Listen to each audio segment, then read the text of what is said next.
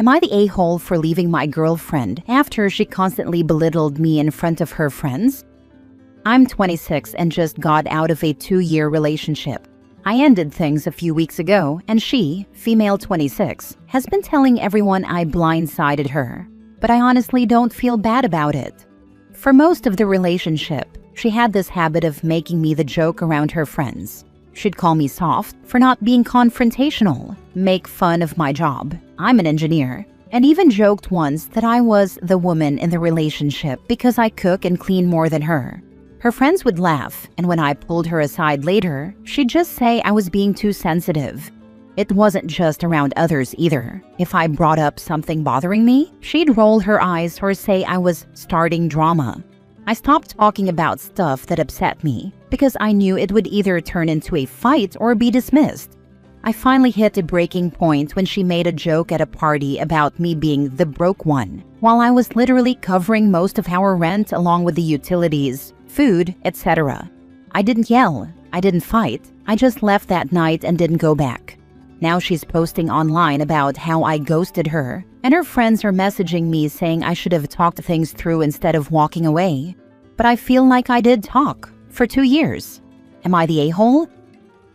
Now for the top comments. Bad-mouthing your partner in front of your friends is the most disrespectful thing ever. Not the a-hole. I really hope some of the people I've met knew this. Just comment on her post what you've said here, and block her and her sad little friends. You repeatedly belittled me for your own entertainment. I told you to stop. You didn't. This is a situation entirely of your own making. Good for you. In no way, shape, or form you're the a-hole. She was. Totally agree. OP, you gave her 2 years to treat you better, and she chose to keep disrespecting you. Walking away wasn't ghosting. It was finally protecting your peace. She doesn't see anything wrong with it, that's the problem. But I think I decided to just prioritize myself. She confused you for someone with no self-respect. She will quickly move on to find another victim. Next story. Am I the a-hole for telling my girlfriend that we are not living together if she wants to split joint expenses proportional to income? I, 28 male, met my girlfriend 2 years ago. My girlfriend is in grad school and lives off the small stipend she receives and student loans. I make fairly good money. My girlfriend wants to move in with me. I live in a house owned by my grandparents and do not pay rent at their insistence. My girlfriend's current rent alone takes up almost her entire stipend each month. Plus, she has utilities, food, medical insurance, car payment, medical bills, credit card debt, etc. The landlord is raising rent, and she has not been able to find a cheaper place that feels moderately safe and sizable enough for her and her dog. So she wants to move in with me. I currently have a close friend who also lives here. He pays all the utilities as his rent. My girlfriend wants him to move out if she moves in, which he is fine with doing. I have talked to my girlfriend and stated that if she moves in, we should split the joint bills and expenses 50-50.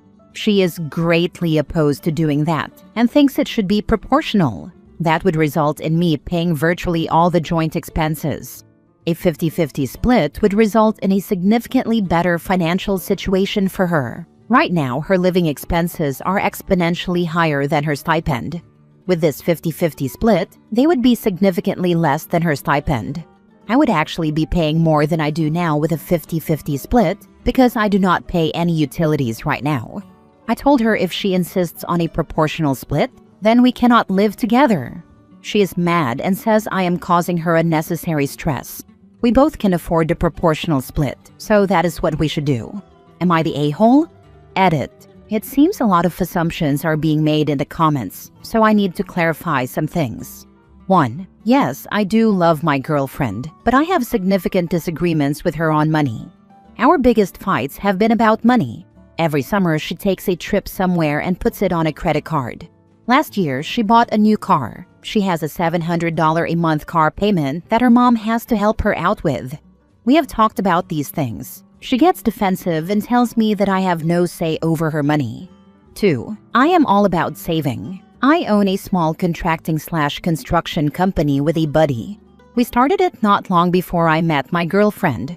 In fact, I met her because I was doing some renovation work in her apartment complex. Basically, we are pinching pennies for the next couple of years to build up our nest egg and hire a staple of people. So every dollar counts. 3. If we were truly pooling our resources together, I would be okay with proportional, but that is not what we are doing. My girlfriend wants me to still have no say over how she spends money while doing a proportional expense setup. That is a problem for me. My girlfriend is a nurse and makes more than I do, which is a nice change for me. She makes good money, and in some but not all ways, her taste reflects that. And I respect it as it is her money. The arrangement we have is, we split things 50-50 when usage is equal, think internet and utilities. But we moved into a place that is nicer and more expensive than what I would have been fine with. So we pay proportional rent based on income. The same is true for activities and trips. It's an even split, unless it's something more expensive than what I would have gone for otherwise, at her behest. Then she pays a higher percentage of the cost. We are both reasonable people. We love and respect each other, and thus far it's worked out very well. The most important factor is the ability to talk through and negotiate a resolution that works for both parties. Even if it isn't 100% fair or whatever, both sides have to be okay with it. OP and his partner very obviously cannot find middle ground on the finances, and that is a huge red flag. In my opinion, if you're looking to build a life with someone, being aligned in your financial goals and philosophy is very important. I speak from experience. I was in a similar position with my girlfriend when I was studying, and she had an apartment. We even had the exact same fight of 50-50 versus proportional. Except the roles were reversed, with me wanting to pay at least 50%, while she insisted that she should pay more due to her earning more at the time. Yeah, we're married now. The big difference here is that you are both trying to put the other first. That's the sign of a relationship that will go the distance, in my opinion. What happens if she gets a better paying job than you in the future? Then the same 50-50 split applies, and he needs to be okay with that. Limao, this is pure facts. I had a girlfriend who wanted to split rent proportionally. I already paid the gas, electric, internet, YouTube, TV, Netflix, and bought groceries, and she never picked up a dinner check. I was like, we already are. She was still mad at me, LOL. Next story. Am I the a-hole for telling husband he can leave me and our newborn, and it wouldn't impact our lives? My husband, 32 male, and I, 29 female, have been disagreeing lately about childcare for when I need to return to work full-time. He wants to rely on his parents and my mom to watch our 3-month-old son, and I want to enroll him in an infant program at a daycare. I do not want his parents to watch our son for many reasons, but the biggest being his parents aren't capable of watching a newborn for 9 hours, and the fact that they refuse to follow the updated safety guidelines for the prevention of SIDS. Every time I tell them updated information different from how they did it 30 years ago, I get comments like, "My kids would be dead 100 times over nowadays with what I did," or "You're letting these guidelines drive you crazy," because I don't want my son to suffocate due to a blanket or bumpers being in or on his bassinet. To put it in perspective, my in-laws have issues with their other daughter-in-law as well, due to how they treat people around them. I could go on about the issues the in-laws and I have had in the past, but I don't want this post to be so long. Let's just say his parents purposely cross boundaries at the expense of others to get what they want. Anyways, the argument between my husband and me got very heated the other night. As I was preparing my son's bath on the kitchen counter, as I was finishing filling it with water, my husband was so upset with our disagreement that he took the bath and flipped it over, resulting in water being all over our kitchen and dining room hardwood floors and table. I told him to get the heck out of the house and to not come near me or our son. I was baby-wearing him at the time. He kept trying to come near me to the point I left through the back door with my son and tried to get in my car to drive away, but my husband stood behind my car so I couldn't leave. So I just walked away from the house instead, so I could feel safe with our son. Eventually, I needed to come back in order to feed our son a bottle. My husband was attempting to clean up the gallons of water he spilled on the floor and all over the documents I had on the table. Floors, basement ceiling, and documents ended up damaged.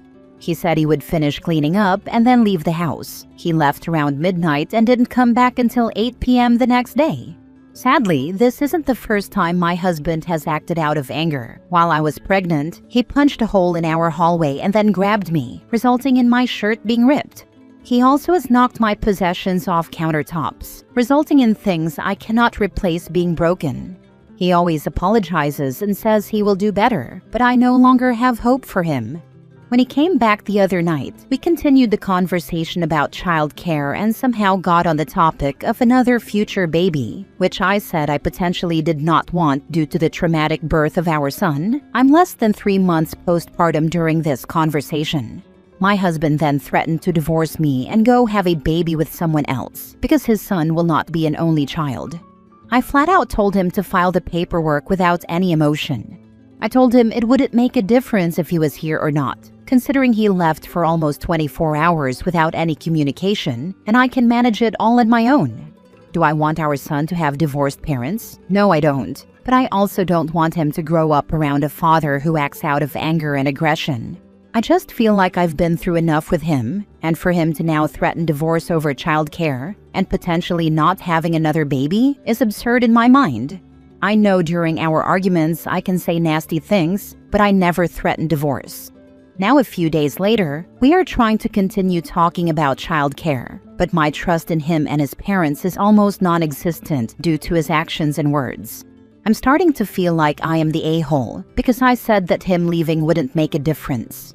Deep down, I do not want him to leave. But then I think about how, mid-typing this, I had to stop to go take out the garbage. It's 5 a.m. before collection, even though he said he did it before he went to bed. I just sometimes think he purposely is incompetent, so I just do everything. He says I won't have to coordinate with our parents on who's watching our son during the week and that he would do it. But I know that won't happen, and I will have to end up doing it. I just don't need the extra stress and would rather have something consistent. I just don't know what to do or if I am an a-hole for not wanting this life as it is right now for our son. Any advice or words of wisdom are welcome. Now for the comments. You have way bigger problems than childcare. Your relationship shows numerous red flags that you will eventually become a victim of DV, laying hands on you, tearing your shirt, throwing things when he is angry, punching walls, controlling who you can see, not allowing you to put your son in daycare, gaslighting and manipulating you by saying he will divorce you and have a child with someone else, controlling your movements, standing behind your car so you couldn't leave, careless disregard for the safety of your child, throwing the water while you were wearing the baby. I'm a former copper who worked in DV for years, and I'm telling you that you are not safe with him. If he doesn't leave, you should. He is violent, aggressive, and purposefully only damages and breaks your stuff, mementos, and documents during his rage blackouts. He tried putting his hands on you while you were pregnant, and now while you were holding your baby when he flipped the wash basin, and he wouldn't let you leave or feel safe. He is adamant about his parents watching your child when they refuse to follow medical advice about SIDS. Why are you with this person? Do you want your son to grow up around a parent who is violently abusive to his mother and towards him, and constantly puts his own child in unsafe situations? Please leave while you still can, or very soon because your birth control will conveniently fail, or his condom will break, or he'll force you and you'll be pregnant with baby number 2, and his abusive actions will keep escalating. You're not the a-hole with regards to him and wanting to divorce him, but the a-hole if you continue in this abusive relationship. Him punching the wall was just a warm-up. The next time it will be her, and soon. Last story. Am I the a-hole for refusing to keep teaching my boyfriend basic life skills? Me, 23 female, and my boyfriend, 25 male, moved in together a few weeks ago. He's always lived at home with his parents, where his mom did literally everything for him. Laundry, cooking, cleaning, all that. So when he moved in with me, he asked me to help him learn how to do things. And at first I thought it was kind of cute. I figured we'd start with cooking since it's a basic life skill, and he does like food. So every night while I cooked, he'd hang around the kitchen helping in small ways, while I explained what I was doing, how to chop stuff, when to season things, what to watch for on the stove. Then this week I found a few super simple recipes, things he already likes, and told him to try cooking on his own. He tried for a bit, then suddenly didn't know how to cut stuff, or said, "It just tastes better when you do it." And I ended up stepping in, like always. And it's not just cooking either. I've been doing most of the laundry, cleaning the bathroom, picking up after him, even reminding him to take the trash out. When I ask him to help, he gives me this look like he's never even heard of a vacuum cleaner before. Sometimes he'll start something, then get kind of stuck or confused, and just wait for me to finish it. And sometimes he just doesn't do it at all. It feels like he's kind of pretending not to know how, and knows if he waits long enough, I'll just do it myself. I told him I didn't sign up to be like his second mom, and that I'm getting tired of doing everything on my own. It kind of feels like he might be using that "I can't do it" thing to get out of helping, but I'm not really sure. Is it weaponized incompetence? He got kind of upset after I said that, and told me relationships are about helping each other, and that maybe I could be a little nicer to him or something. But I don't get it. I've been helping so much already. It's just really frustrating when I ask him to do the simplest things and he's like, "I don't know how," or "You do it way better." I told my mom, and she said I should be grateful he even wants to learn it all. He thinks maybe I just don't want to help him understand or be more patient with him. But I don't think it's too much to expect a 25-year-old grown man to at least try to figure out how to do basic stuff without me holding his hand every step of the way. So yeah, am I the a-hole? That's just weaponized incompetence. I understand asking for help at first, but it's not hard to pick up any of those skills. He's just pretending to not know how to, so he can make you do it. Not the a-hole. Oh, hell yeah. OP, go back to doing just your laundry. Cook for yourself. Clean only what you mess up. The petty Betty in me thinks that you should only make half of the bed. Vacuum only your side of the room. You get the point. Not the a-hole. I swear some of these dudes think moving in with a girlfriend equals maid service included. He's 25, not 5. If he wanted a teacher, he should go back to school. This is also why women are so hesitant to date men who still live at home. There's nothing inherently wrong with it, but why take the risk the person is going to treat you like Bang Mom Maid 2.0? Even grown men who own houses suddenly forget stuff when their girlfriend moves in. The trend is shocking. Like, how were you living all by yourself before she moved in? It's crazy. You're the a-hole for still doing it. Stop feeding him and doing his laundry.